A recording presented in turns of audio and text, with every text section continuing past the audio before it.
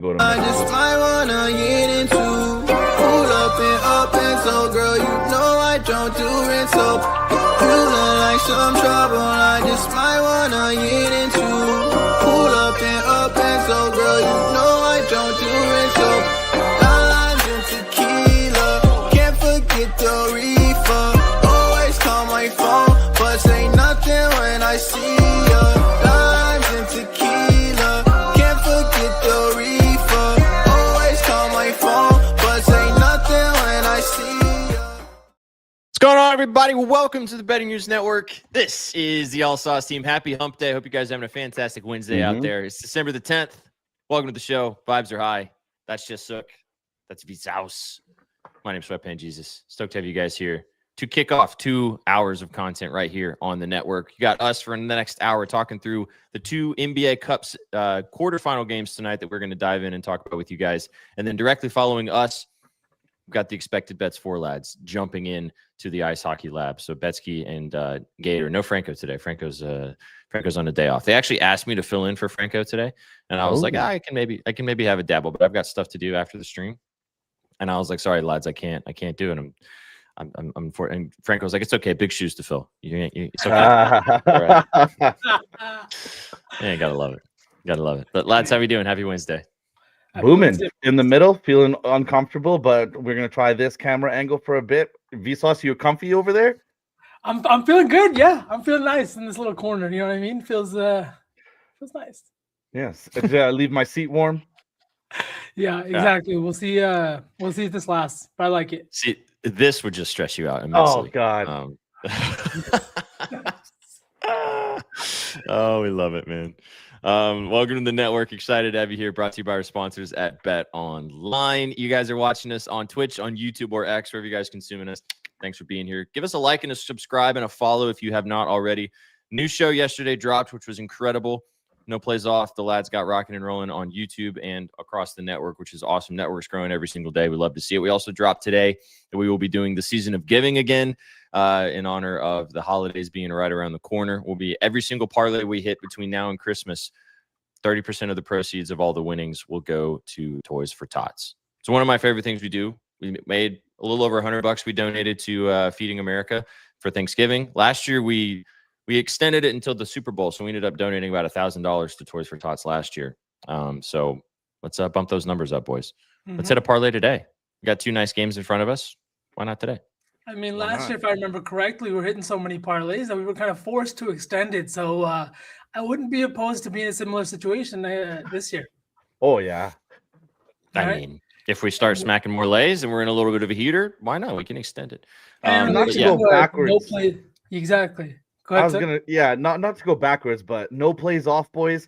A pop culture show. If you did not tune into that show yesterday, these guys were talking boys to men tops trading cards, and the 3 of these guys are absolutely fantastic. They have great chemistry together. They've known each other for a decent amount of time. If you're not tapped in with Sia and everybody else on that show, make sure you are. I greatly enjoyed it. When he brought out the boys to men cards, I was like, can I get on this show? Yeah, it was a lot of fun. And Thorpe, too, dropped his recap live on the show yesterday. So make sure you guys go peep the podcast, too, because this is one of those shows where they're not necessarily talking about bets for that day. They're just having some fun. So peep the podcast version. We got another version coming out next week, or another episode next week. Yeah. But it's all vibes. They were a great time. Go check it out on Spotify or Apple Music. You can listen to those lads. Also, there might be rumblings that a lot of our shows are going to be available to you guys on Spotify and on Apple Music as well. So just, if you like listening to us, a lot of you guys are probably listening to us right now instead of actually watching us. But if you're watching us, hello. Excited to have you here. Hello. Yeah, there you go, Hobie. What's up, Owen? Chat, what's up? Thanks for being here. Alex, the intern, rocking and rolling. What a goat, man. This guy's a goat. Yeah, I should love to see it.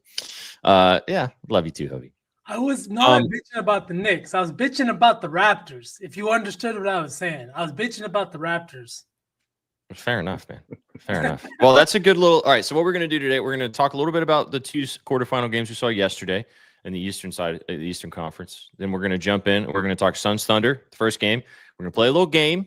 Got a fun new little game for you guys to kind of wet our whistles between games, and then we'll close this out talking Spurs Lakers And then we'll cook the parlay and let you guys get out of here. But again, an hour with you guys. Don't go anywhere. You got 2 hours of content right here in the network. Sit back, relax, enjoy the rest of your afternoon. As you said, V, Knicks, Raptors. Knicks got the job done yesterday. Jalen Brunson was awesome. I got a bone to pick with OG Anunoby. Did you remember that you were playing your former team? You big bozo. No, he was fine. Brunson had 35. Brandon Ingram was good, but the Raptors just did not. They looked very disjointed yesterday. No Emmanuel quickly, obviously, probably messed up a little bit of that chemistry. But the Knicks advanced to the semifinal round to take on the Orlando Magic. Magic beat the Heat, and the Magic just second half just absolutely dog walked the Heat. Desmond Bane was fantastic, 37 points. Bam was good. Tyler Hero was not good.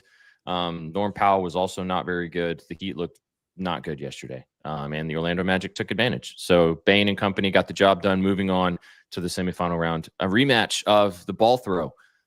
Desmond Bane taking on OG Anunoby and like 5 days afterwards. So Can we just say that was insane? He was rightly fined $35,000 for doing that. That was problem writing that check. It really didn't even look like he was falling out of bounds either. No, Like, literally, he just straight up dodgeballed him in the middle of an NBA game. I was like, "What is going on?" That's also, I saw a thing. That's also not the first time that Desmond Bane has been fined for throwing a basketball. Like, it's something that he is like in his DNA. Also, I don't know what it is, and I like Desmond Bane as a player, but something about him just like pisses me off. I don't know, like watching him, like his like the way that he T-Rexes around with his swagger just looks weird to me, and like I can't put my finger on it, but it looks funky. Didn't So you I see don't. the end of the game, SPJ, when he was like jawing with Powell, and then Norm kind of like backed off, and then Bane started clapping in the middle of the court on the logo, and he wouldn't stop, and then Jamal Mosley actually had to come out from the coaching box onto the court and be like, "Boys, there's still a few seconds left in this game. Let's all fucking get into our defensive stance." He's like an ultra troll. Like, he is the biggest troll of all trolls. And I mean, he's a culture builder. He's like Dylan Brooks, similar vibe, gets under your skin, wants to press the buttons and, wreak havoc defensively, when he's on offensively. your team, you love it.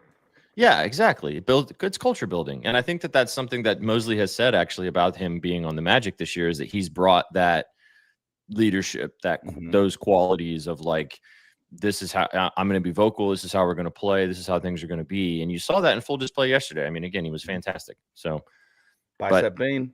From the outside looking in, it's kind of cringy sometimes. Yeah. It's like a Marcus Smart. You know what I mean? You hate him when he's not on your team, but you absolutely love the guy when he is. As a fellow cringy guy myself, I'm a big fan. Or is that how you played when you played? Were you just a cringy guy? Oh, I was Vsauce. You can go ahead. I was the worst. SPJ, you've seen his heads. Like, those things are just flying at you the entire time on defense. Just, you know what I mean? Mitts. You're going to catch one of those things. And and the way I'm not going to sit here and glaze him, but when he goes to the basket, like, you don't want to get in his way because he's not afraid of contact. And that's sometimes a big problem in pickup basketball. Yeah, because people are just trying to have fun. every time someone's like, foul. It's different when we're 16 in a high school gym and you popped back up. You know what I mean? Now when you're like in your 30s and you're both on the ground at the end of a layup, it's like, yo, fuck you, suck. No wonder you tore your ACL and your Achilles. Makes a lot of sense. Body on the line all the time. I will say that. I mean, respectfully, I would still yam on you. But it's okay. That's what we gotta see one day. I've been dunked on so many times because I am the dumbass that will be like, "I'll get him this time," but nope. I'll stand there and take respect. Respect. I've been dunked on a bunch of times. I know how that feels. I've only gotten dunked on once, and I did not enjoy it. Well, I mean, I played with guys that were taller than me, though, dude. So I mean, like, I was small in certain situations. Yeah. Which, I mean, could you imagine me on an NBA court right now? Like, I would look like a midget, which is so weird to think about. Like, sometimes Luka out there looks small. Luka's 6'7". So then when you realize that, what was it? Steve Nash is like 6'6", right? 6'6". Was he just 6'5"? Let's Let's bring this legend back. Oh, yeah. Everyone used to think Stick was like 5'2", when your camera angle was toast. Steve Nash isn't 6'6". Steve Nash is like 6'2". He's 6'3". 6'3". There you go. That's hilarious, though. Do you guys like, before we jump into this game tonight, we're going to talk obviously through the games. We got a fun game we're going to be playing ourselves. Do you guys like the new coverage of the NBA this season? Like, I was just thinking about Steve Nash, obviously, and him being on the NBA on Prime and the after hours, and him and Blake Griffin and Dirk and Taylor Rooks and, Udon and all those guys. Do you like the coverage? You guys been watching some of that stuff? The play has gone up. The coverage has gone up. We're booming, boys. V? Yeah. I couldn't agree more. They're actually talking basketball. They have that court over there to like actually make use of it and run plays, show what people are doing. They had Bam and Norm on there showing them, what the offense is looking like. And just the legends that they've been incorporating all year has been a lot of fun to fucking see. Also, the Michael Jordan thing, overplayed that like he was going to be a panelist every week. Yeah, he just did his recorded session with Mike Tirico, and they've been milking it. They've been sat there, glazed himself for about 25 minutes, and then Franz Wagner fucking handshake. Yeah, holy milking it. Danny Green. I liked the Tyrese Halliburton interview last night. That was good stuff. They've been getting in some nice interviews as well. But as you mentioned, it's been nice to see finally NBA coverage that is high quality. And I like the NBA on Prime coverage. I like the Peacock coverage. I think they do a good job too. It's like I can never remember her name, the one that does Sunday Night Football too. Her name just left my mind. Her and is it Carmelo and T-Mac and Vince Carter? I know it's them. I just can't remember her name. Do you guys know who I'm talking about? No, I'm at a loss too. That's probably the one I can't even watch that coverage that much. I think more I've been watching a lot of the NBC. If anything, I like that's the NBC one. It's the NBC on Peacock. It's the same thing. If anything, I like that a little better than the Prime one. Prime's good too, but I like those. I like their analysis because I like her. I think she's really good. I really enjoy BG. I think BG's been really entertaining too on the Prime. He's been very good with the insights about what it's been like in locker rooms. And when all the Chris Paul stuff happened, he was very careful to toe the line of being the kind of journalist that doesn't say something so inflammatory he'll never get like insider access ever again. He just was like, hey, as someone that was part of the franchise, was there for the good times, I didn't like how that played out. And he was very eloquent about it. So yeah, BG's been fantastic. Yeah. Very well spoken too. Which I did not know about Blake Griffin before now. One more shout out about comedian. Yeah, that makes sense. It makes sense. Stand-up comedian, yeah. That's interesting. One more shout out in the coverage of the NBA, and then we'll jump into both of these games tonight. I love listening to Jamal Crawford call games. Dude, Jamal Crawford's coverage of calling basketball games is elite. Yeah. So good, man. And him and the other guy that they usually do the late night games. It's like an older announcer guy, and I don't know his name either off the top of my head. But their chemistry is really good, and Jamal Crawford is so good at covering, like talking about the game in a way that's entertaining. No, it's not Mike Tirico. It's the other guy. He's a white guy. He's probably in like his 50s or 60s. He used to cover the NBA a while ago, and he didn't, and then they brought him back this season. Oh, dude, but Crawford's been awesome. Like his coverage of games is my favorite at this point. Like I love the way he talks about the game within the game. Underrated announcer, underrated NBA player. Yeah. Facts. You can just tell too. I just love the players that get out there now, and you can tell. And I think the NBA has done a good job of incorporating these guys, the ones that we want to listen to, not the Gilbert Arenases and the fucking, Chandler those other. Yeah, those guys. They're in the shadows because they deserve to be there. The guys that are like front and center right now that are talking about the game on the side. I mean, I even like listening to Candace Parker and D-Wade go back and forth when they're covering games too. Like that's a fun little combo of like elite players that were at the highest level watching games front and center and talking about it while it's happening, because that is the best way to, as a full follower of hoops, I feel like that's the best, that is the coverage you want to listen to. Yeah, and not being like a onk and an old head and recontextualizing and talking about like today's game. No, it's just full appreciation for what they're seeing in front of them. Yeah, and I think that these other networks have done a good job of listening to us as the consumers, whereas ESPN just kind of continues to double down on the same garbage. Yeah. I mean, it's gone to leading to great coverage of the NBA this season. Shout out the NBA on NBC, obviously, and everything that we've seen so far. And we've got two big games tonight. Both of them Are they on Prime or are they on Peacock? Prime, or are they yep. ESPN? Are they on Prime tonight too? All right, so both of these games on ESPN Prime are on NBC Prime. Fuck. Amazon Prime. I felt like that. I felt like that meme. You guys know, with Warner Brothers buying Netflix, it's like you're gonna start watching movies, and it's gonna be like there's 6 like previews of which company owns the movie because they're all owning it. We have a podcast about that one day, about like just the media landscape and what's going on. Please, with that for the love of God, don't get me started on this. We need to move on. I will have an aneurysm. Chat, would you guys listen to a podcast of us talking about movies and films? And I mean, honestly, Betsky and Suk could just talk about it for like 7 hours. I could be there we too. We should have a podcast where every week on Monday we announce a movie, and then everybody watches it, and then Sunday we drop a pod after with all our reactions to that movie. It's like Sunday movie club. The Betting News Book Club. Yeah, this Sunday book club. We got an actor over here. Come on now. He's going to bring you so many insights. Pointed the wrong way, but yes. I was like, wait, what? Point. People are going to be like, whoa, Vsauce was an actor? Holy. No. All right, guys, games. Let's not talk about the films I've made. We can skip that. All right, Suns. Hey now. Okay, moving on. I just want to tell you guys this before we jump in, because it circles back to what we just talked about. Mr. Sukman earlier today texted me because he's going to be doing some entertainment articles at bettingnews.com. And apparently you can actually bet on the odds for the Porn Star Awards on Bet Online. And the conversation was specifically about whether or not we should do an article about covering this specific thing. So we've entrenched Suk in research and development of an article and some bets. He's been working hard. He's in process. Yeah. He's in process right now. If you dabble with the Adult Entertainment Awards, you can vote on Best Actor, Best Actress, Most Clever Name, and I think one other market. But Bet Online, Best Film, Best Performance. Yeah. Holy moly, Bet Online, best odds in the Go, I can't believe you brought that up. Hey man, he brought it up first. Hey, they gotta know. Gotta circle in it. We'll get the intern to watch all the movies for research, and then we'll compile a list. Yeah, the intern. He's never going to leave us at this point. Oh my god. Oh, man. All right.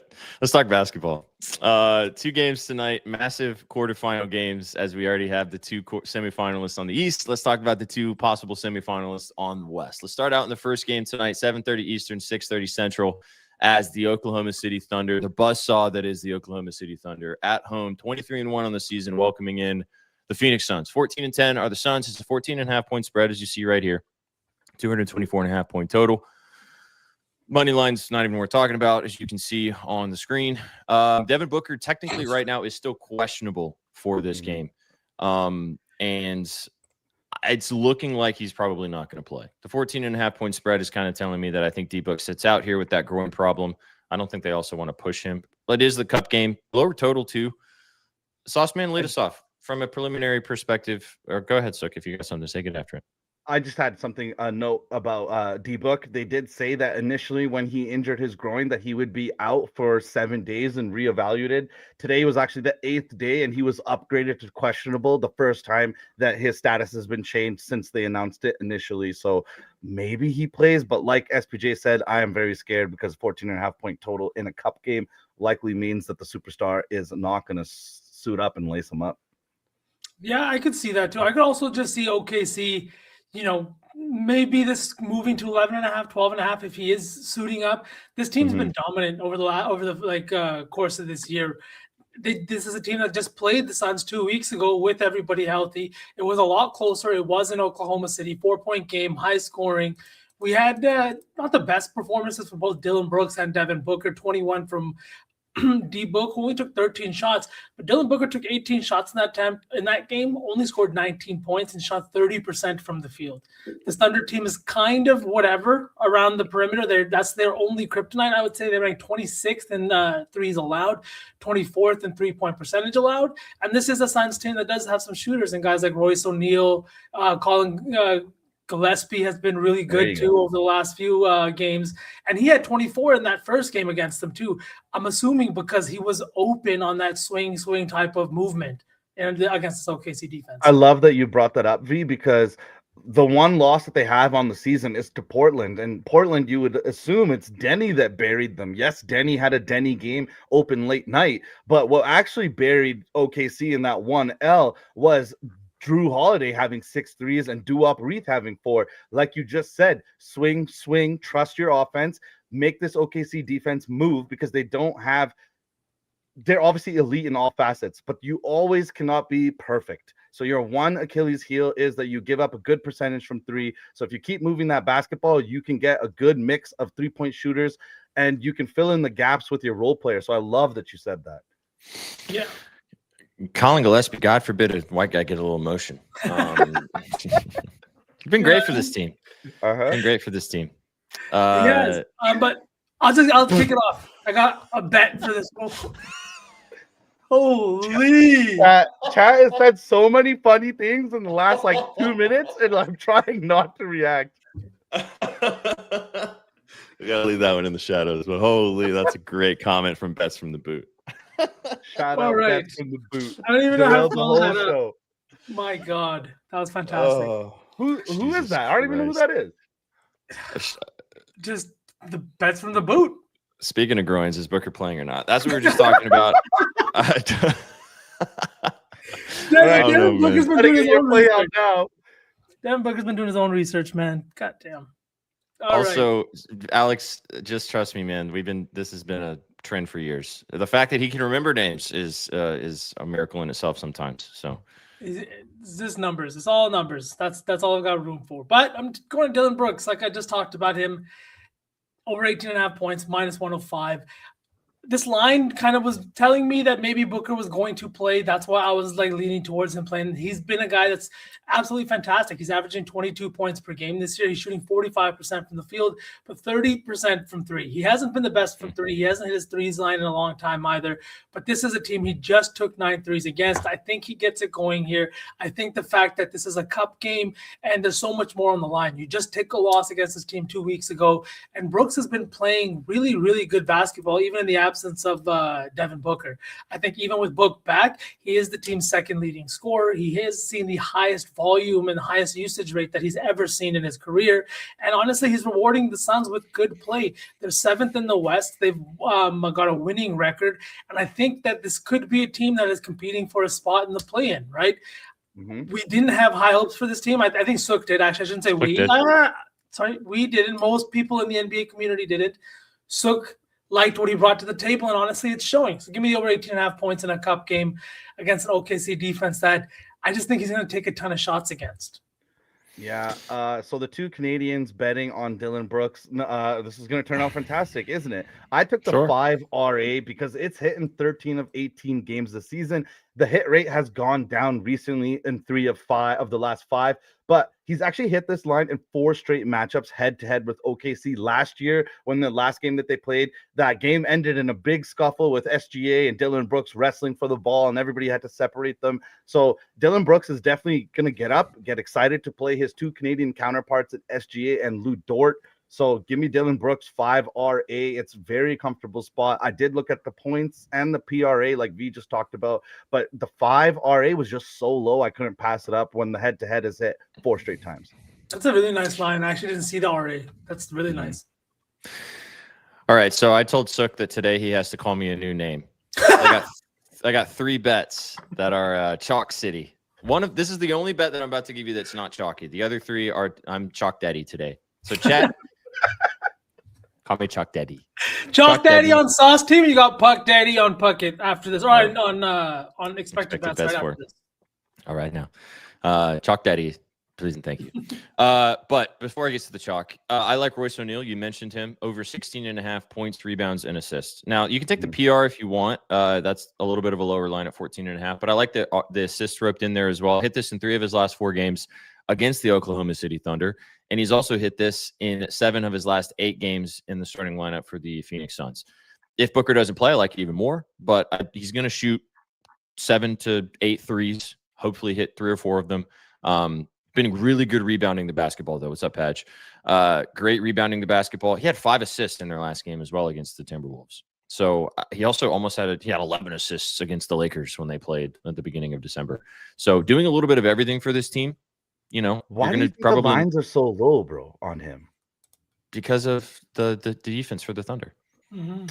Also, I like people that. aren't scrambling to the window to bet Royce O'Neal. Let's be real. But no, I think you're right though too, SPJ. It's this defense. We saw it over the weekend with the Bears, 2 running backs. You bet both of them, or you talked about both of them because both their lines were kind of low going up against a good defense. Both of them smacked, right? Sometimes it's just one of those games where you can take advantage. I like this Royce O'Neal line too for what we were just talking about. The Thunder do a really good job of making you move the ball. They're not going to get beat by one guy. The one-on-one defense is impeccable, and they really make you score off that second or third pass. And I think that's why Royce O'Neal took 10 shots in that last game, why he grabbed 7 rebounds. And I do think that his poor shooting night in the last game is more reflective of just a bad shooting night. The volume was there. Or the other game that you're like, this kind of ties into what we're talking about is how do you beat the Thunder? Swing, move the basketball. Which random small ball forward just had 11 assists, like SPJ brought up? Royce O'Neal. Royce O'Neal. There you go. So yeah, that's my non-chalk. But again, chalk daddy. Call me chalk daddy today, chat. Chalk daddy. Chalky, Chalk City. Get the chalk out. Just give me SGA. No, let me for fix 31. Yeah, thank you. Chalk Daddy number 1, SGA 31 plus points. I mean, even if he doesn't play 4 quarters, which sometimes he has not been playing 4 quarters half the season for the Thunder this season because they've been dog walking people. Maybe there's a little bit of extra oomph in the Suns because semifinals is on the line. Going to Vegas, making some more money, especially some of these lower roster players that are not on max extension contracts. If he has a bad shooting night, he has a bad shooting night. He's probably going to score 30 to 35 points. He's also hit this line in back-to-back games against the Suns. He had 37 against them this season. And then his last game at the end of the season last year, he had a 50-piece against them. I mean, again, chalk. But if the Thunder, the cool thing about SGA at this point, and I mean, I'm not a huge SGA guy, but you got to give him his flowers when his flowers are due. If the Thunder are going to win this game / cover, it's probably because SGA is going to have 30 points. He might get it in 3 quarters. But if they leave him out there, if they have to keep playing him into the 4th quarter, he's probably going to have a 40-piece at this point. So is it bad that I think they play into the 4th? I was just going to ask you this question. So I'm looking at the Raptors game from last night. They were down 24 from I think the late 2nd quarter all the way into that 4th quarter. I know it ended up being a 16-point game, but Scotty Barnes played 37 minutes. BI played 37 or more minutes. Is this a situation where these NBA Cup games, just like as a whole, from the ownership, from the commissioner, you play your guys because these are the games that we are marketing. We are trying to make this tournament competitive, and just because there's no point differential anymore, we want you guys to play your guys in these marquee matchups, especially when there's only 2 games and they've separated them. I don't think that SGA is going to sit the 4th tonight. I think if it's within 30 points, he's going to play.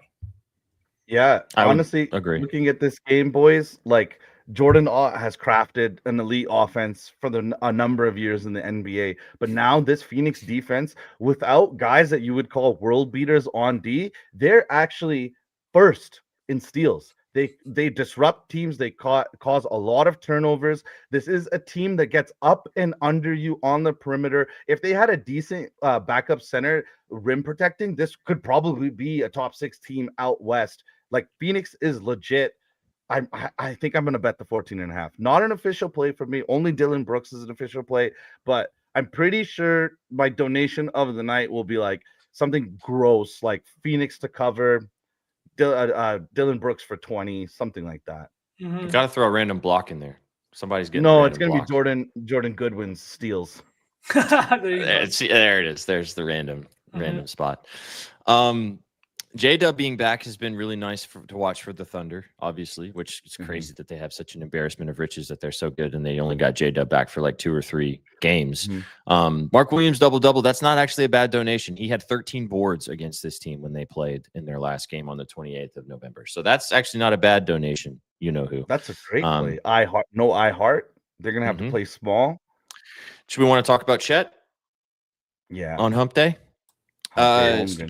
Hump Day Holmgren plays tonight, and as astutely pointed out, he has not really been good on Hump Day. He must have watched the All Sauce team, realized that we were betting on him on Hump Day, and decided to stinky on Hump Days. However, he's been good his last 5 games. He's hit 20 plus point or 19 plus points in four of his last 5 games, 25 piece the other night as well against Utah, and 23 against this Phoenix team earlier and 22 last season as well. So he has a good history against the Suns. His points line is sitting at 17.5. I don't hate it. I put it in a parlay. I feel like Chet can go out there tonight and cook. So hump day home grid. I like it. I don't think he's all lumped out. I want to see a play. I want to see a slip on the timeline from SPJ that's like, God forbid, White Boys get some motion. Gillespie PRA, Holmgren points, and what other pale skin you want to add? Luka triple. Some AR. Austin Reeves, AR. Oh. Hey man, I've posted many exciting white slips. You ain't got to twist my arm. But we'll get to Luka. I got plays on Luka. We'll get there. Remember, who am I today? Chuck Daddy. One last mention before we move on, just because they are going to be playing kind of weird, different lineups. I do think Ryan Dunn has an opportunity to play well today if he gets into that small ball 4 spot. If this turns into a defensive matchup, the guy is so athletic, so good. I just wish he could knock down the shot, because then he'd be entrenched into this lineup. Yeah. Love it. Love it. All right, lads. Let's do this. Let's take 2 plays from this game, 2 plays from the other game, and then we'll make it. That'll be the saucy 4. Yeah. We can wait. We don't have to pick them now. Or do we want to just go ahead and lock in our 2 that we want to take now, since we just kind of labbed it up and pick our 2 and not have to go back into it? I'm down to just pick. Right now. Yeah. All right. What do you guys want to roll with? Should we do Dylan Brooks PRA, since me and V had both looks? Yeah, I'm down to the PR and then SGA on the other side. You want to get chalky with SGA? Mm-hmm. Sounds good to me. Okay. I'm just going to do SGA for 30, which I'm sure is in 500 million slips tonight. But, I mean, it's SGA for 30. Did you guys see the thing that Trent lost $100,000 on SGA? What the fuck, man? No, I didn't. That doesn't surprise me whatsoever. We'll get there. We'll get there. We're about to go there in a second.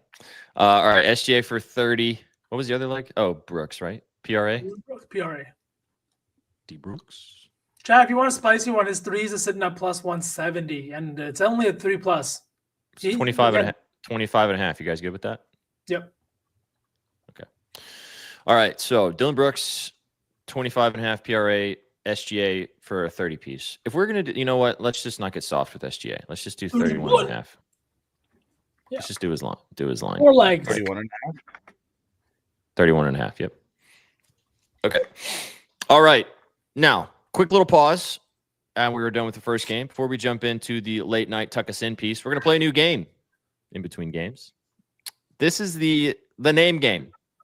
So the way this works, chat, is we have 5 opportunities. Let's go to 5 opportunities to get to the same player in the NBA. So the way that we are going to do this is we're all going to randomly say a name of an NBA player first. And then based upon the 3 different names that we said, we're all going to try to talk to each other and figure out what the next name is and then say that next name. If we get that wrong, we do it again, and we only have 5 opportunities to do it. And just remember, don't tell anybody what you're thinking. We're not going to actually say out loud. We're just going to maybe clown each other for what we said. Think about it, right? See what connection. We can't repeat either. No repeating. No repeating. So we're not gonna, you know what I mean, go back to a player we've already said either. And he has to be active, just on an NBA roster right now. Okay. Yeah, active NBA roster right now. All right, you guys ready? Yeah. All right. All right, SPJ, you count it down. 1, 2, 3. Giannis. Okay. What did you say? Who'd you say? Giannis? Who did you say, Sook? SGA. SGA, and I said Denny. Okay. Okay. I think I'm fine. Giannis, SGA, and Denny. Okay, we're all gonna say it right now. Ready? Count it down. Okay, ready? 3, 2, 1. Jokic. Luka. Oh, did SPJ fuck that up? Yeah. What did you say? I said Jokic.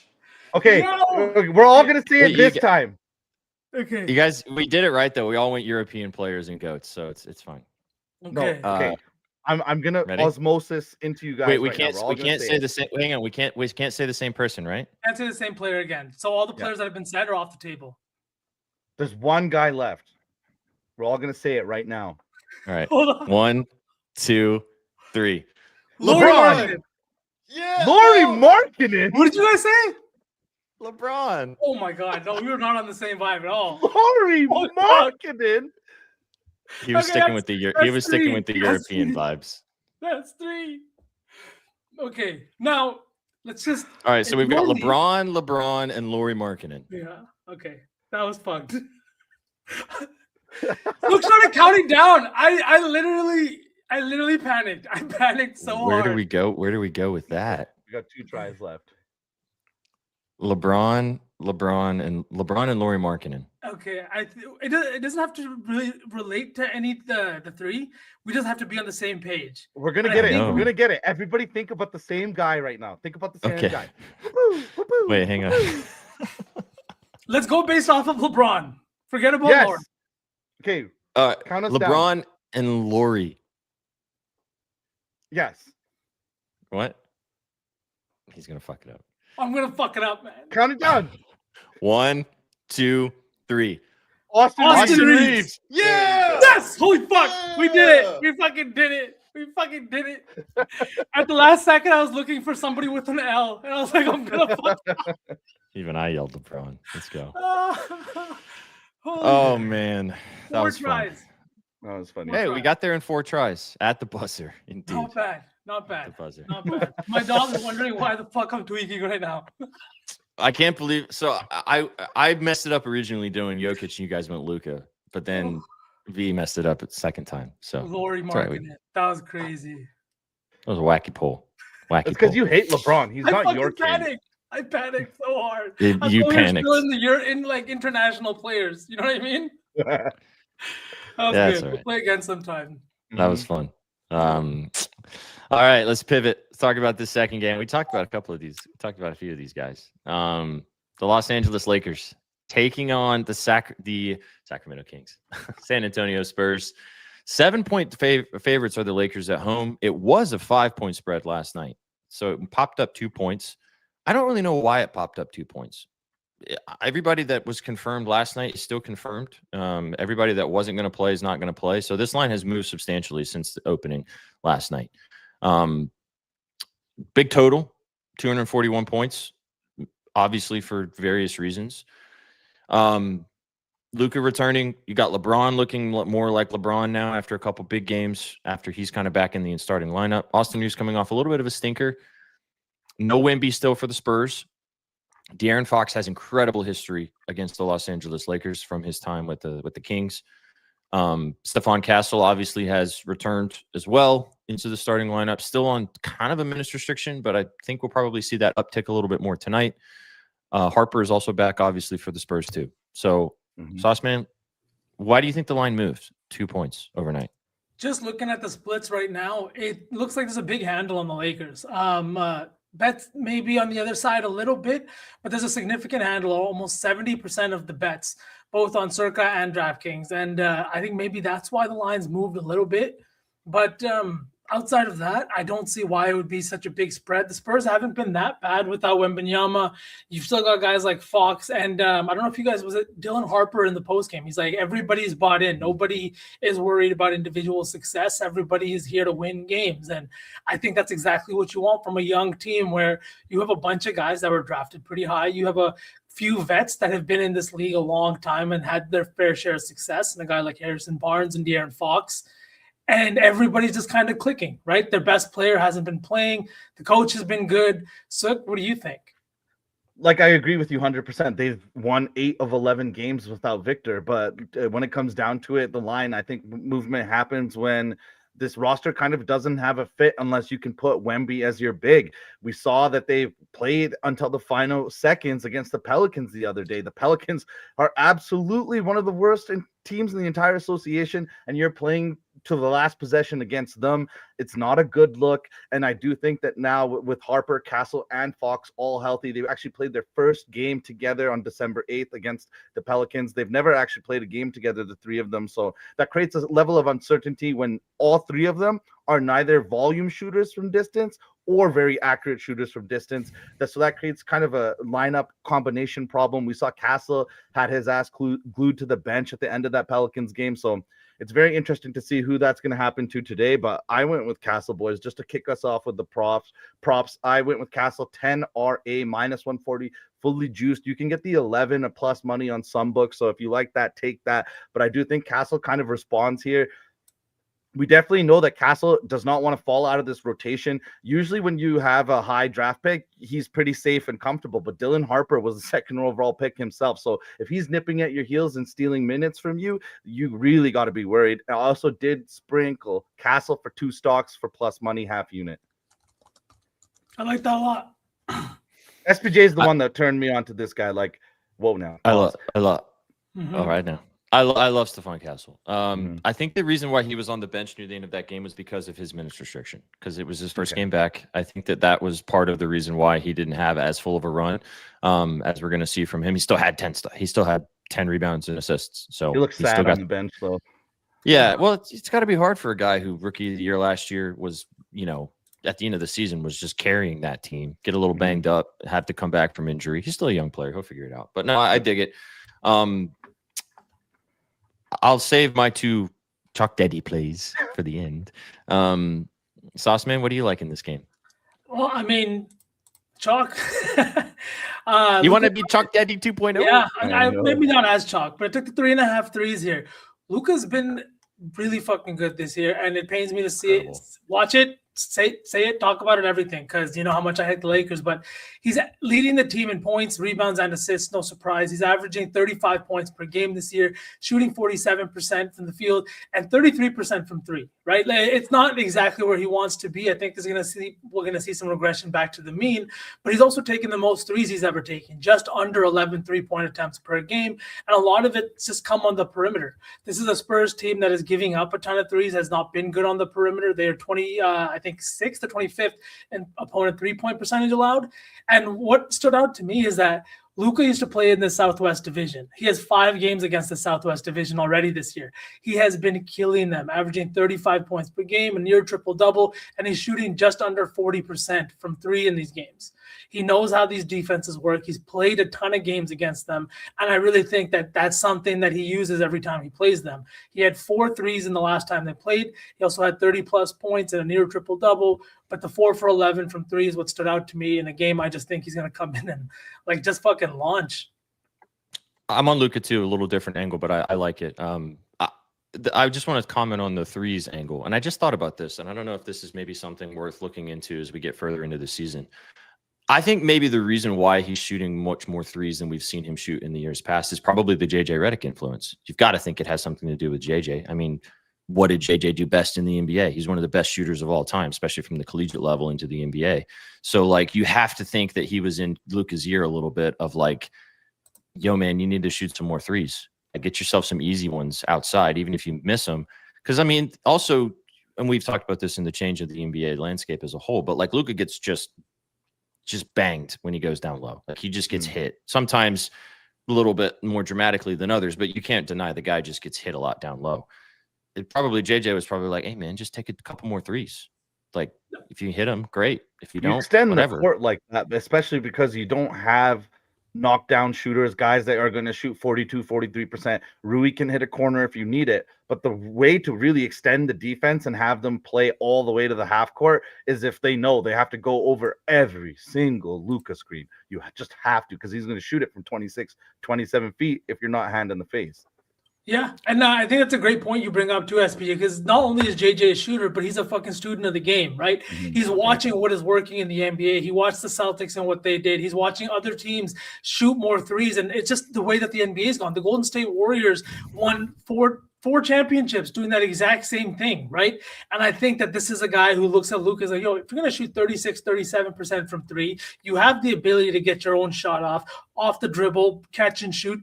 you should be taking more threes. In what world are you not taking more threes from the perimeter? Because you're also just putting a lot more strain on your body going at the hoop every single time when you can still score at like a near 40% clip from the perimeter. Plus, when you have a point guard that does that, you don't need as many shooters around you. Sorry, last point. Yeah, for sure. Well, and you also have the opportunity as well to think about it from a perspective of, because at the end of the day, we know that Luka wants to he doesn't matter how he scores. He wants to score. So if you get an opportunity, you knock down a couple threes early in the game, the defense immediately has to adjust. They have to go out and contest those 3-point looks. And Luka is one of the best at pump faking or feigning those threes and getting by you. And then you got easy defensive matchups. You already got a guy behind you. And if Luka gets somebody on his hip pocket, GG's. So I think that's been additionally added to another layer of his game. But I like the threes angle. I like the points. I mean, I don't think you can take Luka in any wrong way. I took the RA today. I got it at plus money last night, 17.5. As you mentioned, he almost had a triple-double when they played the Spurs earlier this season with 13 assists and 9 boards. That was without LeBron. So that is an additional aspect of this. But if anything, I like it even with LeBron now because LeBron's scoring. There's possessions where Luka can just get a double team, flip it to LeBron, and then LeBron's got a great defensive matchup, and that's usually positive for the Lakers. So, and then I sprinkled on the triple double for plus 450. Like, I don't think taking the PRA is a bad move. It's 50.5. He's probably scoring 30, as you mentioned, maybe 35 against this team. But I just think there's better value on the RA. Set 22 and 23 rebounds and assists in his last 2 games against the Spurs. Again, one of them being this season on the Lakers. So I just think there's too good a value on the table. Anyway, you want to bet Luka today, though, chalk doesn't matter how chalky it is. This is also the type of game that Luka shows up for. I think Luka shows up regardless, but this is a big-time matchup. As you said, prime time, chance to go to Vegas. He probably wants to get some of those guys on the bottom part of the bench into that opportunity to make some extra cheese too. So, yeah, I really like Luka in this matchup, as chalky as it is. Yeah, I like that point too because the Lakers have been taking care of business. They're actually 15-8 against the spread this season. That's the 4th best mark in the entire association. Wow. Big facts. Someone talked about this in the chat earlier, dog SK, and I'll roll with straight into my other play. Again, chalk, but I don't really care. De'Aaron Fox, over 32.5 points, rebounds, and assists. If you want to just take the points at 22/23.5, depending on where you're shopping, that's fine too. He eats the Lakers alive. And this all dates back to his days with the Kings. Every single time De'Aaron Fox has played the Los Angeles Lakers, he has cooked them. Regardless of place, time, doesn't matter. He has absolutely cooked this team. 29-5-12 his last time against the Lakers last season in Los Angeles in crypto/Staples, however you want to call it. Double-double in that game. 31-5-7 game before that against the Lakers. Again, these are all with the Kings, so keep with a grain of salt. But if the Spurs are going to cover/win this basketball game, De'Aaron Fox is going to have to be superstar point guard 1 in this game. And I think that he has a great opportunity to do that. So I like the PRA. Again, kind of chalky, but given the hit rate and what he does when he's in Los Angeles, too hard to ignore. So give me Fox, man. I also like betting De'Aaron Fox just from back in 3 years ago when I really started super capping the NBA. Like, he's always been good to me in situations. I just love the way he plays. I always can rely on him to be out there, to be hungry, to be pushing. And it's just somebody that I feel good about putting my money on, even if he ends up losing. And I think that he's going to come out and be competitive in this spot too. So, yeah. Go ahead, Sauce Man. I was just going to talk about 2 other guys in this game. One guy I was going to talk about is Harrison Barnes. Like you said, so the Spurs team with all these guards back don't have a lot of shooting, especially a lot of high volume shooters from the outside. One of their best shooters, I would say, is Harrison Barnes. He's averaging 2.4 made threes per game, and he's shooting 43% from beyond the arc. This is a Lakers team that has not been good on the perimeter. They're ranked 23rd in threes given up and 25th in 3-point percentage allowed. I'm not saying to take his threes at over 2.5 for plus 150, but the points, rebounds, and assists is sitting at 17.5. He's hit this in 3 of his last 4 games against them, including 23 PRA this year against them, and that was in a game with Victor still healthy. And then if you're just looking at his last 10 games, this is a line that's hit in 7 of his last 10. He's coming off that 24-point night in New Orleans, played 35 minutes, and I just think it's because of what he brings on the perimeter. That was another very bad perimeter defense in New Orleans, and it's the same thing here in Los Angeles. They're not getting out on shooters, and I think that's going to be a huge problem for them tonight against the Spurs team. And then flipping back to the other side, Rui Hachimura for 2+3s. I just saw this line at +102, so that's why it's got to tap in. I know it's not the nicest, and with all the guys back like LeBron and Luka and stuff like that, it's a little bit tougher. But this is a line that's hitting 17 of 22 games this year, boys. I just think that he's shooting fantastic. He's shooting 48% from three. The volume is 4.2 per game, which is not fantastic. But this is a matchup, like I said, you got to take advantage of the perimeter defense. And if JJ is saying anything to these guys, it's take more threes tonight because they're not guarding the perimeter.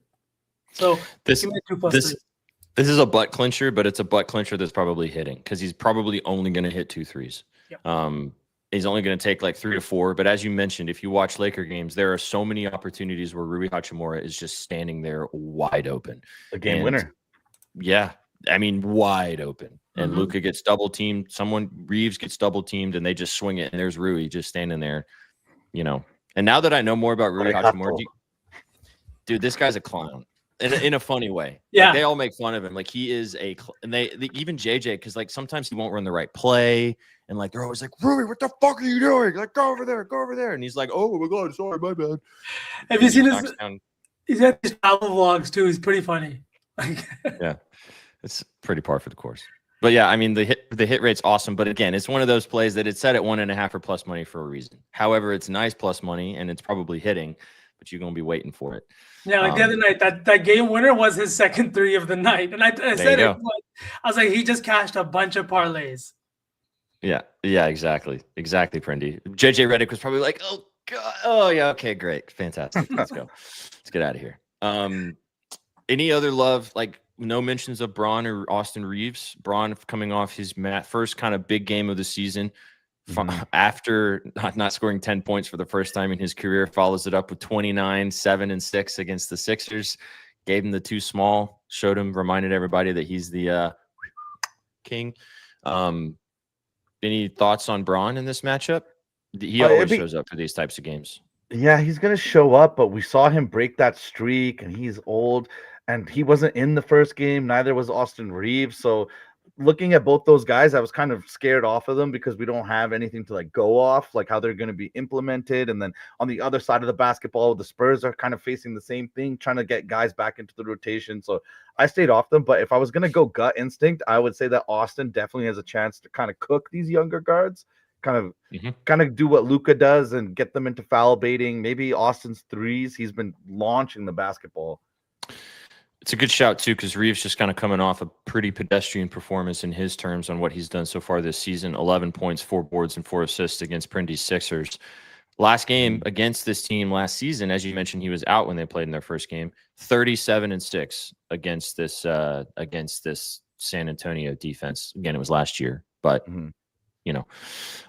Yeah, Prindy, that's a good spot too for Vassell. He burned me last game. He shot like shit in their last game, but he has really good numbers against the Lakers in his career, 22, 27, and 33 in his last 3 games against them in the PRA department. So it's a great SGP game. It really is. Like, I didn't want to have 100 bets out tonight, but LeBron's PR at 24.5. And I don't want to eliminate the assists with LeBron, obviously, but at 24.5 for the PR, like this is a line that he's easily cleared in the last 2 games. And I know the narrative of him not hitting the 10 points mark, but I mean, he followed that up with an immaculate game right after that. And they won that game in Toronto too. So you can't really be too mad at it. Now you're going to fucking San Antonio, Cup game, trip to Vegas. You could win an NBA Cup going out in year 23. I don't know. That to me feels like something you kind of want. So 24. Just because we're talking, I'm in. Just because we're talking about so many props, V, and chat has kind of brought it up. What do you guys think about the over for the game? Yes, I like it. I think I saw this thing about the Lakers have gone over in 8 of their last 9 against bottom 10 defenses, and that's exactly what the Spurs are. The only way this game doesn't go over is if guys just have bad shooting nights. Because there's going to be a lot of threes, there's going to be a lot of open shots, and if guys are knocking them down, I think this game could get into the 250s. Maybe we see overtime. I think the Lakers win. Before we kind of cap this off and start cooking, do you guys think the Lakers win this game? I do, but I'd be scared of the +7 just because all the uncertainty we mentioned. I don't know about the spread, but I like the Lakers to win this game, though. I also just think that there's a bunch of narratives at play tonight. You got Hollywood, right? You got a trip to Vegas on the line. You got the fact that everybody plays the Lakers that much better, and that everybody is going to play LeBron that much better because it could be his final year. So I just think that there's so much in terms of the Spurs to play for. I think they keep it a little bit close, but I think the Lakers, I think the league also wants them in the final. Not in a way that it's going to be throw the game. I just think that it makes the most sense. You know what I mean? Everybody wants them there. OKC in the next round, that's a fun game.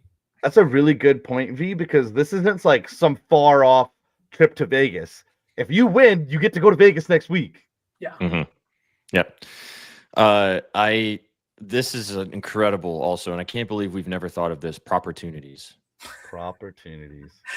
Big Cheesy. Also, new follower of the program. Appreciate you, man. Thanks for being here and hanging out over the last few shows. Hope you're enjoying the content here on the Betting News Network.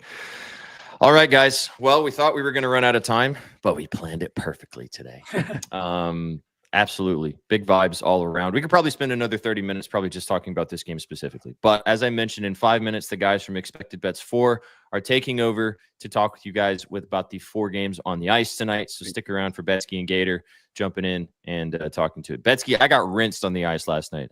You should have just cut me off more. I don't even know why we talked hockey. Yeah, it was brutal. I got some flames, Betsky. I was a Kreider point away from a nice, healthy parlay, but yeah. Thanks for allowing me to pitch so much cake on the ice last night. I appreciate you guys filling my bankroll though, because you guys did with a ton of fucking winners yesterday. You guys saw us texting after everyone. Straights were all right. Yeah. Well, and also some of the like a guy watched the show yesterday, and Chad, this is a good reminder of a lot of you guys tuning in for the first time. We're gonna pick a parlay right now and put it out there, but you've heard so many bets. Put your own stuff together, put your own lays together based on things we've talked about, things you like, combo them together. We're all just here to give you the analysis and then let you guys go and hopefully win some dinero along the way. Well, yeah, anyway, thanks for listening to my bullshit yesterday, but still love you. We love you too. All right, you get it. All right. Bye. What a goat. All right, boys, let's cook. So we've got first 2 from the first game. I think we're gonna have a problem picking from this second game. I think that's where we're gonna start to not fumble the bag, but there's a lot of options. In the first game, we have, if my shit would load, Dylan Brooks for his PRA and then SGA for his points. Okay. What do we want to do in this game?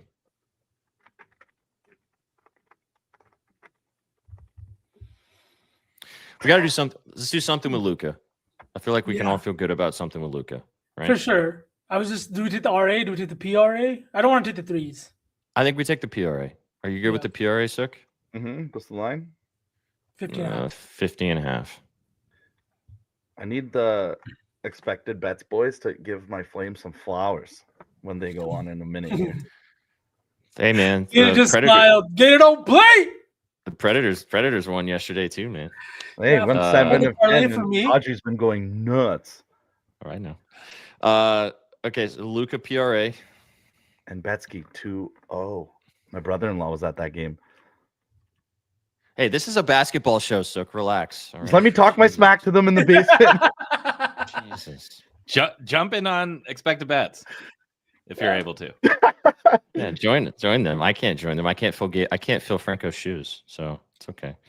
All right, Luka PRA. Let's take something on the Spurs side, so we have one player from each team. Do we just want to throw Fox? Go Star Fox. Chalk Star Fox. The PRA or the points? Yep. I like both. I can get down with either. I don't care. What do you guys think? Sauce? PRA, right? That's what you have coin on SPJ, right? 32.5. Yep. Yeah. I'm not opposed to just taking the points. I'm not. He's been rebounding the ball very well too over the last few games too. Like not the last game, but I mean, I know I bet him in that stupid ass fucking New Orleans narrative 2 days ago, which pissed me off. But it feels like a little bit of a look ahead spot where he was looking at the Cup game against LA and Hollywood and eating mama's cooking in New Orleans during the holidays. So all that jazz. Plus 800. So again, well, Dylan Brooks is the only non-chalk in here, but we got Dylan Brooks 25.5 PRA, SGA 32 points, Luka the Don 50.5 PRA, and then De'Aaron Fox 32.5 PRA. plus 800. That's your Saucy 4. Tail responsibly, as always, or don't tail it at all. Cook your own lays. As I just mentioned, you guys are smarter than us like 95% of the time. So do what you do. Just as a reminder, if we smack a parlay today and any day leading up to the holidays, we will be putting 30% of the proceeds into the Tot Pot for the Toys for Tots that we'll be donating till the end of the year. And as Alex said, because we love the kids, we might extend it all the way until the Super Bowl. We did last year. We'll probably end up doing the same thing this year, but we'll see how it goes. Yeah, responsibly put the house on it from our friend at Slop. Love Slop. All right, boys. Great show. Good vibes all around. Fantastic. Don't forget, you can also go to Bet Online to bet the adult film industry, just as a reminder if you missed out. So we'll have a piece out soon. He just needs to finish the research. Gator, I hope you know that's not a joke. It's coming out. We'll send you the link. These guys, they don't know what's about to hit them. They do not know what is about to hit them. All right, chat. We appreciate you guys tuning in. Go follow Just Suck on social media. Go follow Vsauce on social media. Go follow myself, Sweatband Jesus. Get involved with all of our content. Stick around. Enjoy the next hour with the expected bets, 4 lads, everything on the Frozen Pond. Appreciate you guys. Take it easy. Peace.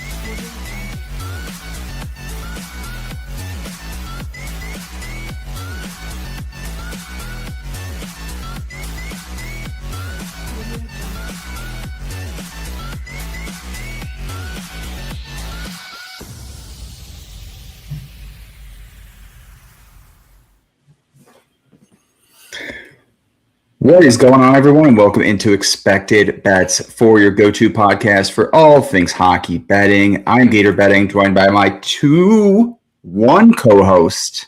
I said one co-host today. I got Gretzky, the Betskis. What is going on?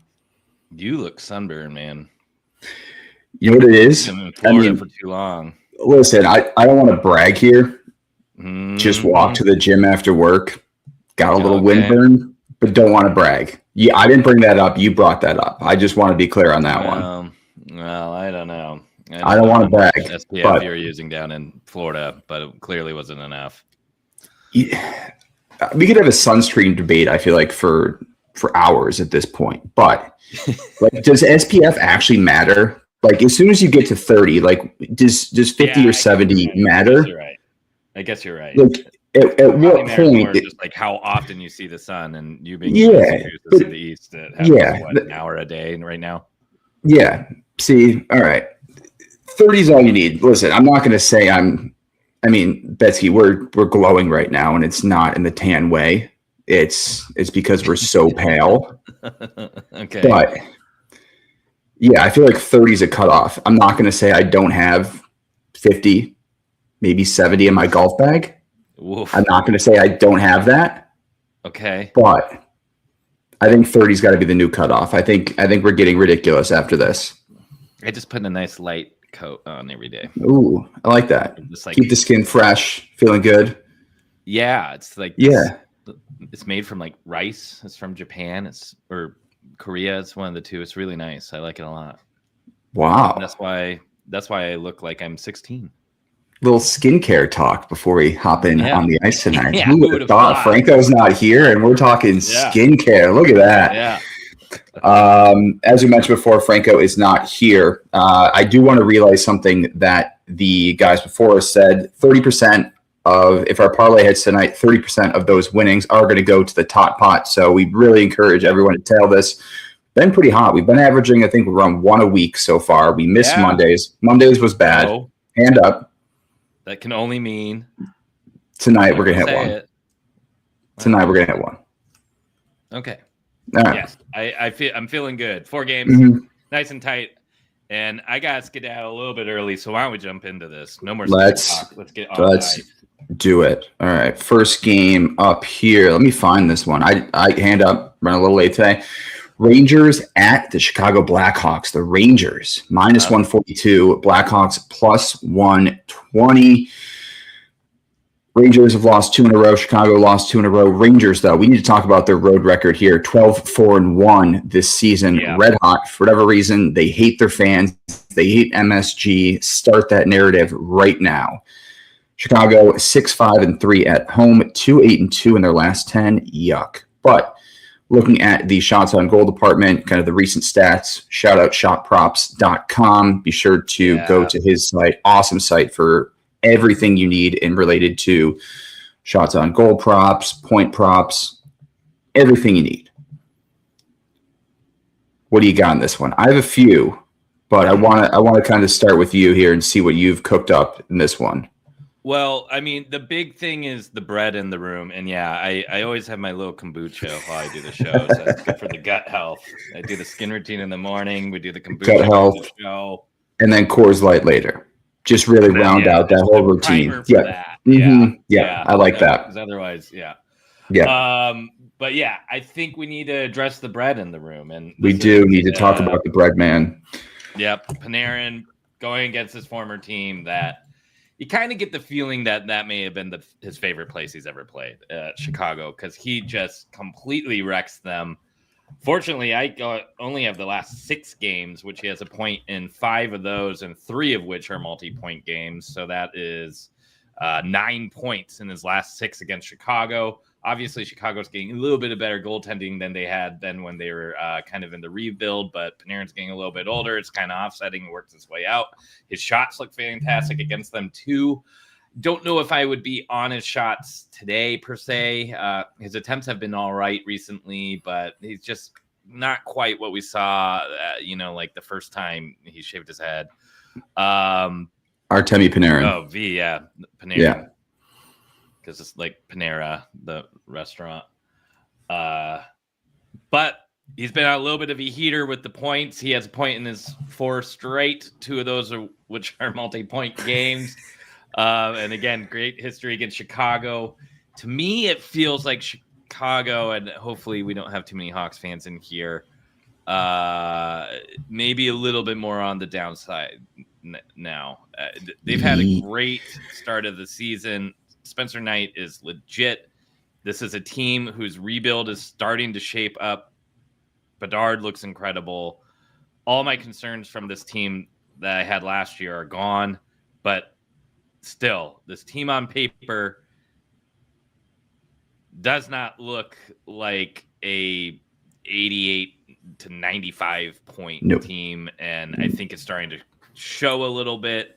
Meanwhile, the Rangers have been a lot better since Trocheck has been back, and the Rangers on the money line, especially on the road. Give me Panarin, point in some capacity, staple him to Zibanejad, who's a center. You could probably take him for like 2 shots in a point if you want, or hell, take him up to 2 points if you're feeling a little spicy. I think that looks nice. Nothing groundbreaking there, but love the Rangers money line tonight. Yeah. But I actually have a few props on the other side of things with Chicago, and we can talk about Chicago for a second. I know you have to go early, so we'll keep everything kind of tight today, but Chicago, San Jose, roller coaster this year. That's what happens with these kind of the teams that are kind of going through redevelopment, and you got a bunch of young guys. It's going to happen, but they do have enough bright spots where those kind of peaks on this roller coaster itself make it worthwhile and interesting enough that kind of gives you that hope that, hey, they are headed in the right direction here. Yeah. And I'm kind of waiting for them to come back down a little bit. I have a feeling it's going to happen, but sorry, Ducks fans. It's just what happens in the NHL, especially with these young teams. Quenneville, I think the Ducks certainly have a chance of making the playoffs, but I have a feeling after this All-Star break or after this Olympic break, if it happens, things get interesting. That's all I'm going to say. If Dustin comes back and he can look good, I think they can still win the division. This is a team that is a team that's been in a rebuild since what year was the Zegras draft? I mean, they got like 5 years on Chicago.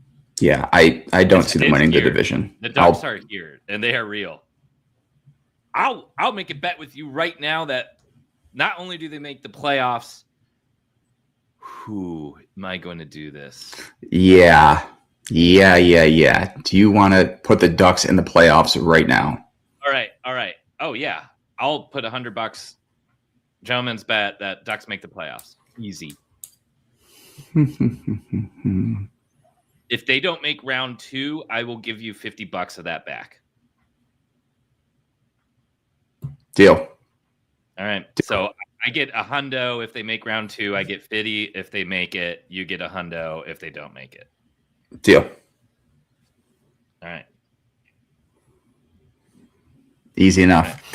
Getting back to this game, though, Mikheyev at 2, love it. Love Mikheyev at 2 shots tonight. Nice. He's been kind of back and forth. Missed last game against Anaheim, which is a pretty good target. But New York allowing the 10th most shots on goal to forward in their last 10, the 3rd most to defensemen. I didn't really find anything on the defensive side of things that I liked. I don't know if they're back to offering Sam Renzel point. They're not, but Levchinov Sogs is now a point prop that is available. And Yeah. up a 3-Sog 5 attempt performance. Mm. His 1.5 in 3 of the last 5 games. And 3 of the last 4. 3.8 in his last 5. His 1.5 is plus 105. I may wait, but that's something to circle. Yeah, I don't mind it. That may be a late add to the card. So I like Mikheyev at 2 tonight. Everything lines up with him. And I also like Donato at 2. Home dog, kind of back and forth with his shots. Decent history against them.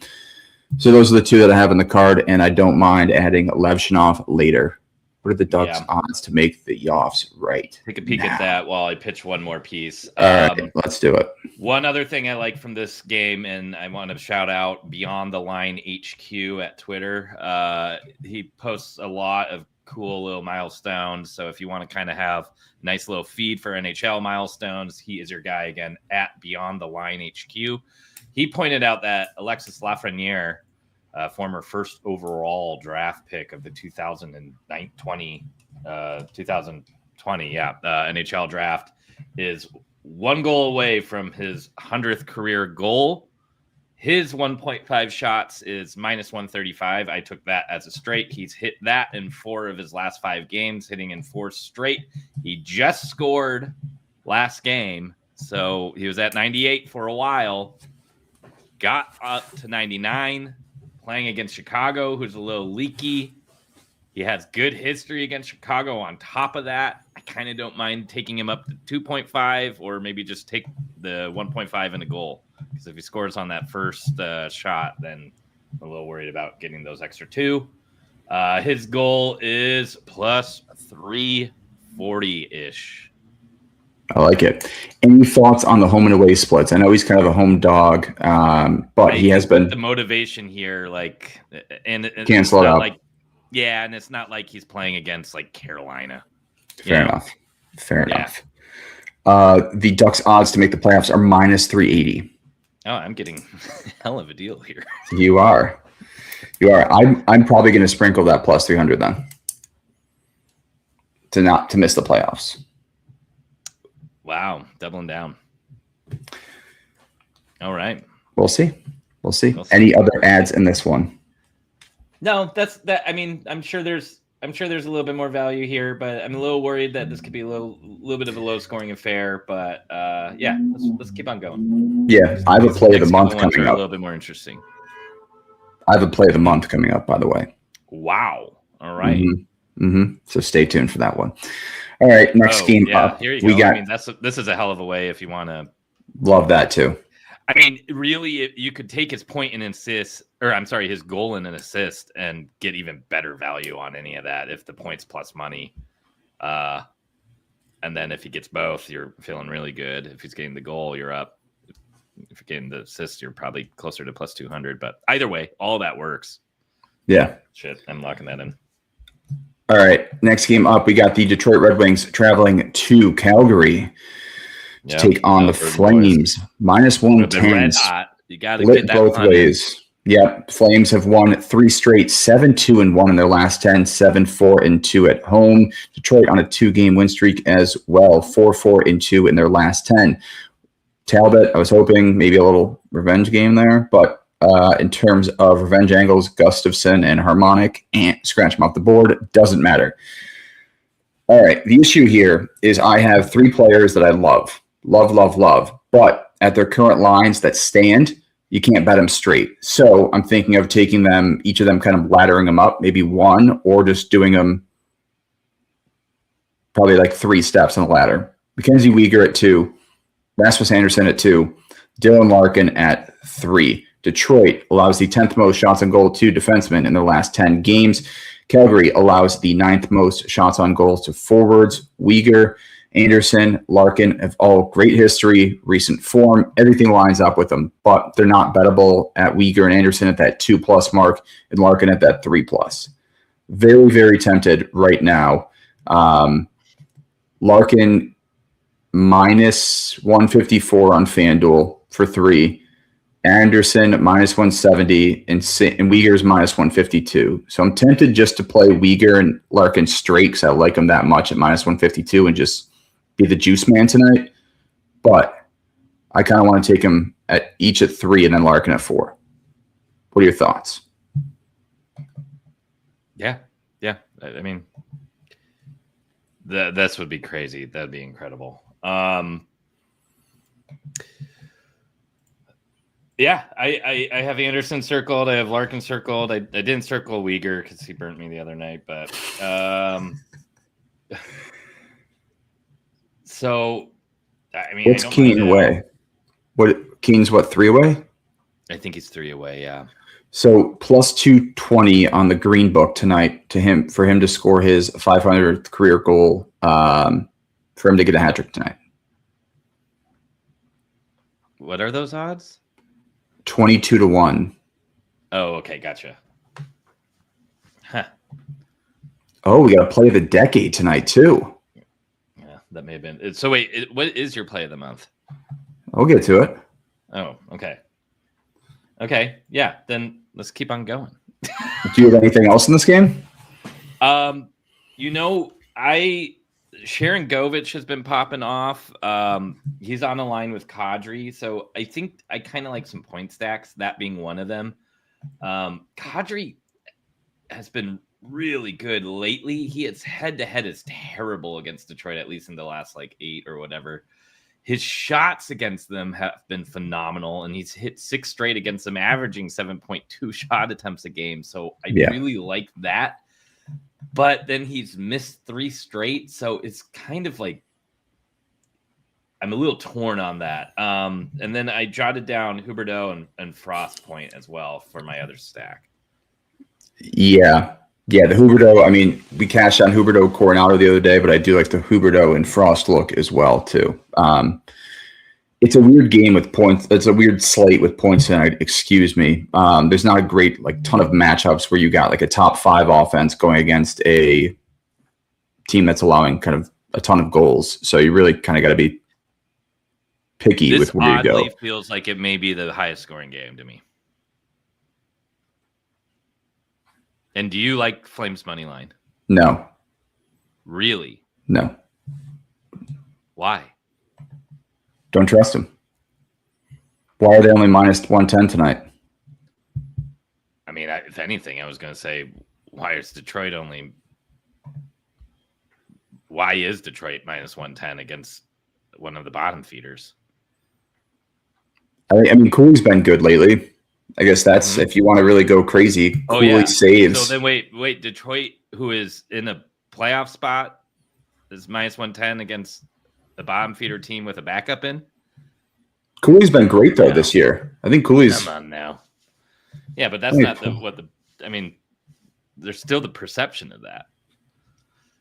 Flames are hot. They're rolling. They've been better at home. Yeah, Cooley, 10.8 goals saved above expected this year. Dustin Wolf, minus 0.3. Cooley's been the better goalie by far. His way. Well, lately, Wolf is. I mean, both have been great lately. I don't know. I lean Flames here. Okay. Is this the last game on this road trip for Detroit, or they're going to Chicago soon? Oh, they got Oilers tomorrow. Are you kidding me? And then the Hawks on Saturday. You think they're even thinking about tonight? I don't know. It's a weird game. I just don't like it. I'm not gonna. Man, this is. Huh. Yeah, I'm not forced to play in this one if I don't have to. Okay. Okay. Cool. Well, then let's hear it. What is the play of the month? Play of the month. All right, let's get to it. Kings. Nope. I didn't label these beforehand, so my bad. There we go. Wait, we're not. It's not even in that game. No, Oh. no, it was a little teaser. Oh, okay. You think my play of the month would be Detroit versus Calgary game? That's couldn't insane. wait. That's I couldn't wait to insane. hear it. Oh my god, that'd be nuts. All right, Panthers at Utah. Panthers minus 115, Utah minus 105. Utah on a 2-game skid. Panthers have won 2 in a row. Utah 7-4-1 at home this season. Florida 4-6-0 on the road.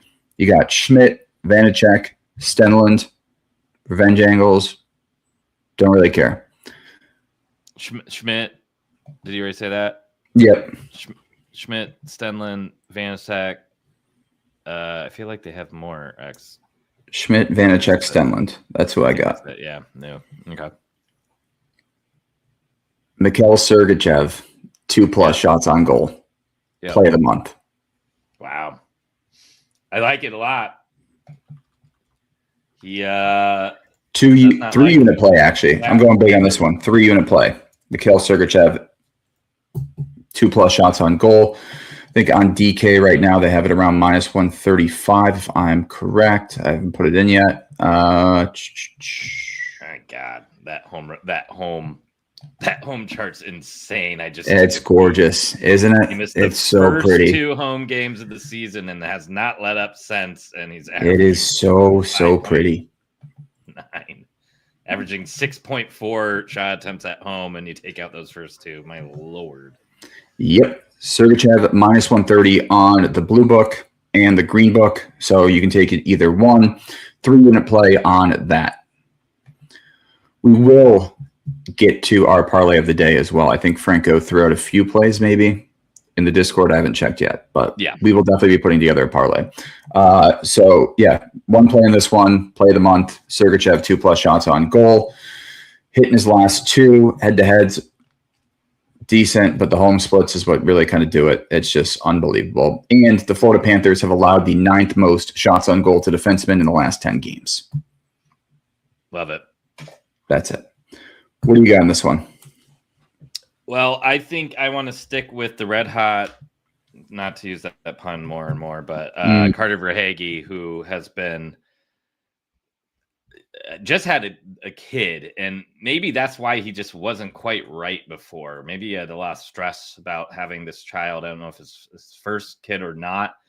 But he now has a point in 6 straight games, 3 of which are multi-point games. So he has 11 points in those 6 games. He has a goal in 3 straight, including 1 multi-goal game. He has a goal in 6 of his last 5. And then head-to-head, he has been very good against this Utah/Arizona team with a point in 3 of his last 4, 2 of which those games are multi-point games. I think he keeps on rolling. He's with Marchand on the second line and Sam Bennett. And Sam Bennett feels like he's kind of getting back into form. So I kind of like that Verhaeghe Marchand point stack. Or you could just take Verhaeghe points with Bennett. Bennett is around minus 130, so you can get some nice value there. All 3 of them are on the top power play as well. Yeah, I'm not going to cool off from that. And yeah, being so much better at home just makes me like that more. Yep, I really like that as well. Anything else? Yeah. This comment from Andrew, exactly. He was getting all the extra sleep in, and now, yeah. Or he's still depressed about the Eagles. No, that's Carter Verhaeghe. Not Carter Verhaeghe. Okay, I thought we were talking about Franco. I was like, no. We kind of busted his balls about the Eagles on Monday, and that didn't go too well. All right. Another one I really like today is Daniil Boot, aka Ooh. Cheeks on the Mammoth. He's played 4 NHL games now. He does not have a point. His point is the best we've gotten price wise at plus 188. His shot attempts have been great these last 4 games. He's at 3.8, so he should be a nice 1.5 guy. He has no games with under 2 shots on goal. And man, has he been close to scoring so many times. He looked particularly really good against LA. He's on the line with Barrett Hayton and Dylan Gunther too. So What if he is just Cheeks? What if he's just bad? That's why he doesn't have a point. I mean, every show someone's betting him. If you want to start What if he's just Cheeks? internet trash talking the 6'8" monster from Russia and go for it, I'll stick him on you. All right, that sounds good. I'll work with the director of communications. We can get Yeah. Massachusetts and bang on your door with some other guys from the Russian mob and Perfect. with that. Yeah, it sounds like a great way to wake up from a hangover on a Saturday. Yeah. Yeah. But yeah, I mean, there's obviously no historical context here. This is just a guy who is playing top 6 minutes, was 12th overall draft pick in 2023. Dude needs to get on the scoreboard, and I really like that. Plus 188, plus 425 for a goal. Maybe we can get those lowered to plus 420 for some luck if enough people jump on it. Yeah, I really like the Sergachev piece. JJ Peterka has been fantastic too. I don't think you can go wrong there. Man, as much as I want Utah to be able to win this game and I want to feel confident about it, I just don't. Yeah. Stay tuned for Friday when Cheeks is on Betsy's card again for a point, and it's plus 220. Stay tuned. All right. Last game of the night, Kings at Kraken. Kraken plus 124, Kings minus 148. We got Anton Forsberg and Joey Decord in net. Total set at 5.5 here, plus 102 to the over. Kings have won 2 straight. Seattle lost 6 in a row. Kings are just a road wagon at minus 148. Another tempting piece right there. Kind of, How has Forsberg been? Fine. Okay. Is that I am a little worried to... with 6 losses in a row. You feel like yeah, that's got to switch, but Kings were not playing great either until they snapped a losing streak. So it's kind of 2 teams that like are both potentially on trends. And with the way the Kings are outscoring opponents right now, I kind of feel like I want to ride that. So I definitely like the Kings side here. Yeah. Seattle in their last 4 games in terms of goals against 4-4-9-4. Or Kings team total. Minus 1 here is Do you just take the Kings in reg tonight? I mean, you're gonna get like trying to see what that line is. Yeah. Plus 115. Seattle's not winning this by outscoring the Kings, right? I mean, no. You know what I mean? If the Kings have 3 goals, Seattle's not winning. No, I'd put the cutoff at 3. I would agree with that. So maybe the under is just the way to go here, but if the Kings put up 4 or even 5, that could happen as well. Yeah. I'm probably just going to lay the Kings money line in this one. Try not to get too sweaty tonight after the play of the month with Sergachev. In terms of props, I like Kevin Fiala at 3+ tonight. I had him circled. He is a road doggy. Let me pull up his stats right here. Hitting 3 of his last 4, coming off a miss. Has been pretty good in terms of a turnaround after he's missed head-to-head. Not fantastic. He did have a 10 shots on goal performance against them last season, which is kind of crazy, but has missed since, and 6 of his last 8 on the road. So give me Fiala at 3+. The other 2 that I wanted to talk through were Clark and Kopitar at that 2+ line. I don't love them, but did you have any sort of intuition on either of those guys? No, I don't love either. I guess Kopitar's chart looks a little bit better, but I'm not really worried about perfect. This one. Honestly, the only guy I have circled for shots is Jordan Eberle, 1.5. Yeah. He's hit in seven of his last 10, averaging 4 shot attempts a game, has good head-to-head history. I imagine some of these vets are going to try to get Seattle going again, if that's something they can do. I don't know what this team is going to do anymore. I mean, at home this year, 61.5% to the over. On the road, he's hitting every road game this year, Eberle. That's insane. Wow. I did not know that. Yeah. Every single road game, he's hitting 13 of 13 on the road this year at that 1.5. I mean, dude, that's hit something to put in your notebook. He's hit in 81% of all games. Yeah. Wow. That's a note to put down whenever the Kraken play on the road. What's their next game? At Utah. Well, maybe skip that one. The next one, though. Yeah, the next one. You got to hammer him. Yeah. I love mine Eberle tonight, too. I'll ride that one. I kind of like it too. Mine not. What's the odds? What are you looking at in terms of odds? Minus 160, so it's a parlay piece. Speaking of parlay. Yep, let's cook. Let's get into it. Is that the first leg? I don't know about that. Let me look. Well, we just talked about him. I understand. Okay. All right. I was looking to see, is Utah allowing? Well, Utah is allowing the 24th shots against. So 8 teams allow less shots.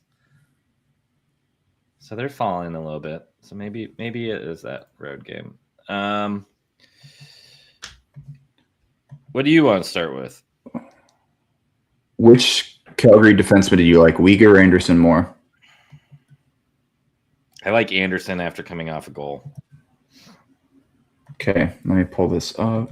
And I feel like he's been very consistent. Weegar looks unbelievable at home, too. At home, yeah.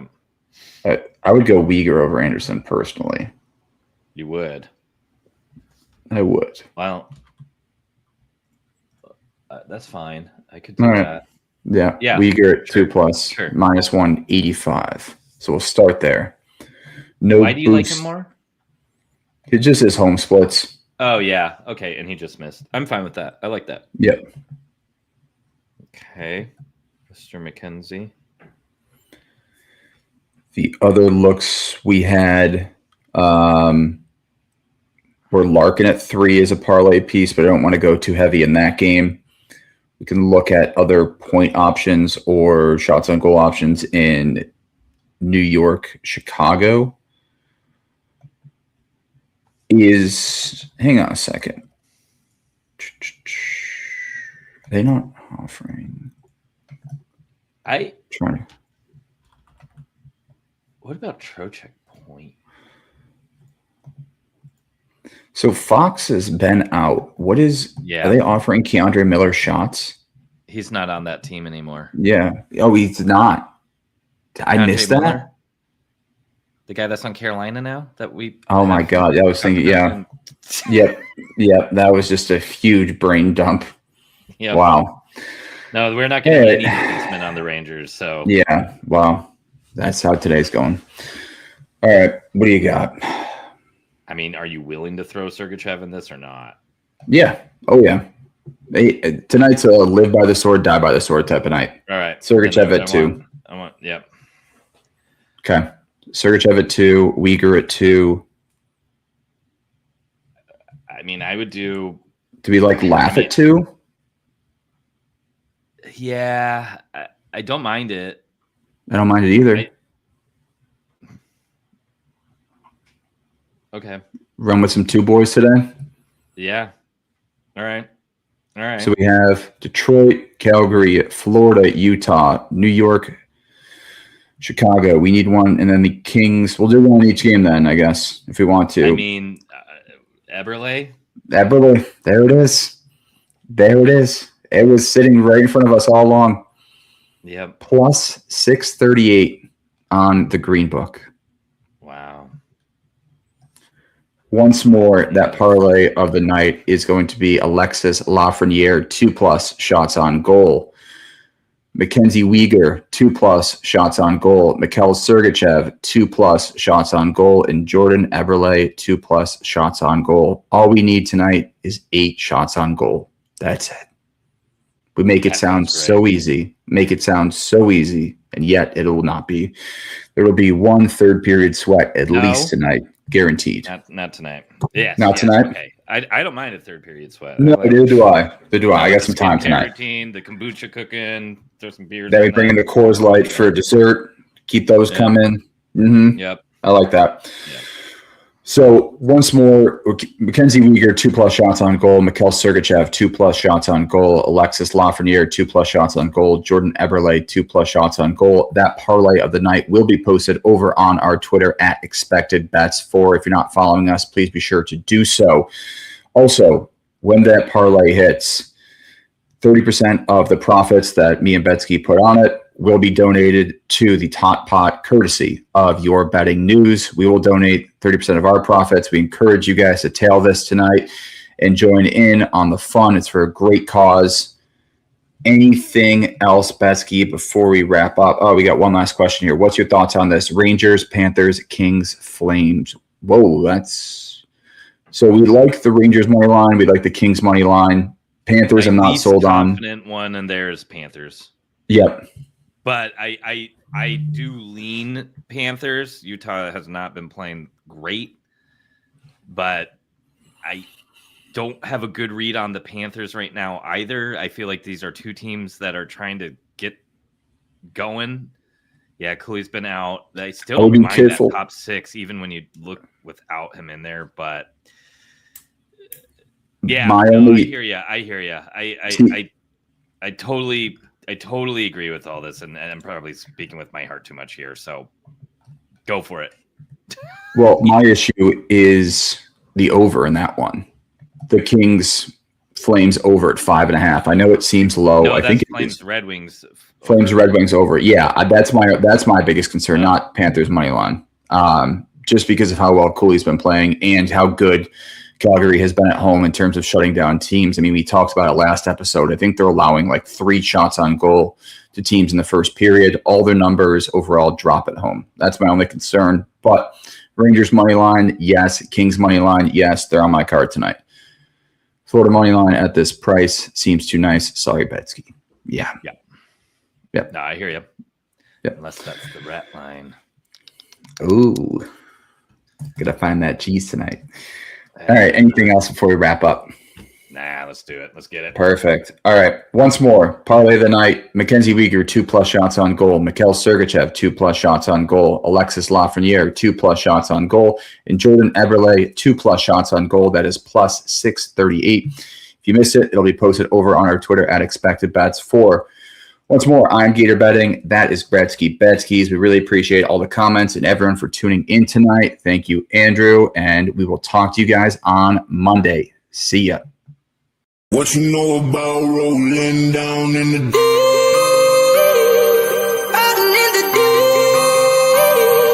Down in the Now I know y'all be loving this shit right here. Rolling. What you gonna do? Rolling. What you gonna do, man? Down in the rolling. What you gonna do? Right, y'all be loving this shit. What you know about